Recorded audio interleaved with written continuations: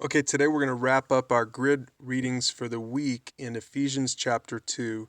Now, this week we've seen how Jesus explained the gospel in John 3. We saw how it was foreshadowed in Numbers 21.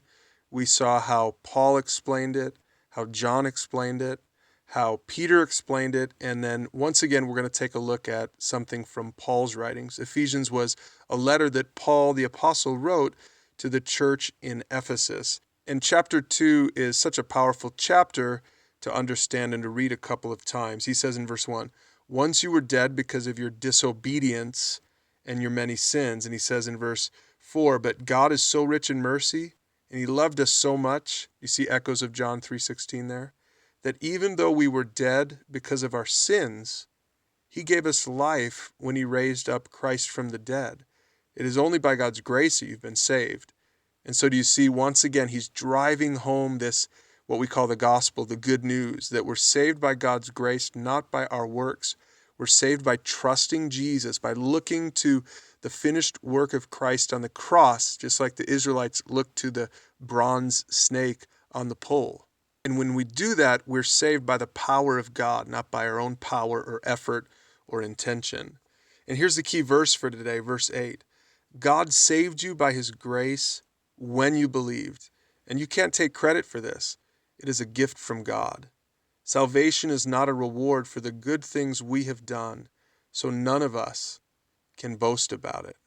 Now, what a powerful verse. Ephesians 2:8 and verse 9, those are great verses to memorize and just keep in mind. And if you've never come to this one moment, this defining moment of faith yet, if you haven't been born again, I encourage you to do that. I'll put a link below this video to help you to do that with a small group or a mentor. But don't go through this grid series just to get a different perspective on the world. I mean, that's good and important. But more than anything, you need to trust the power of Jesus for your own salvation. And you have to do that personally. No one can do it for you. Your parents can't, your spouse can't, your friends can't. Every individual person has to make a personal decision whether they want to trust Jesus for salvation, whether they want to confess their sins to God and come to him to be made right with God through Jesus Christ. And so again, in the links below, you'll have some help if you want to have those conversations with someone this week. And look at what he says here at the bottom of this chapter. He says, for Christ himself has brought peace to us. He united Jews and Gentiles into one people when, in his own body on the cross, he broke down the wall of hostility that separated us. Remember, in the early church 2,000 years ago, this was a pretty big deal because Christianity started off as a Jewish thing.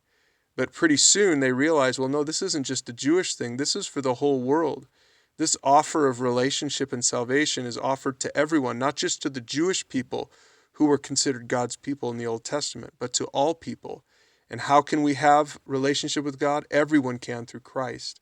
Verse 16, together as one body, Christ reconciled both groups to God by means of his death on the cross, and our hostility toward each other was put to death. So look, he reconciled us to God, Jews and Gentiles, and then he reconciles us to one another, right? Matthew 22, when we love God, when we have a right relationship with God, we can have a right relationship with other people. Christians, people who have been saved by grace just like we have been, and also for people who haven't been saved yet.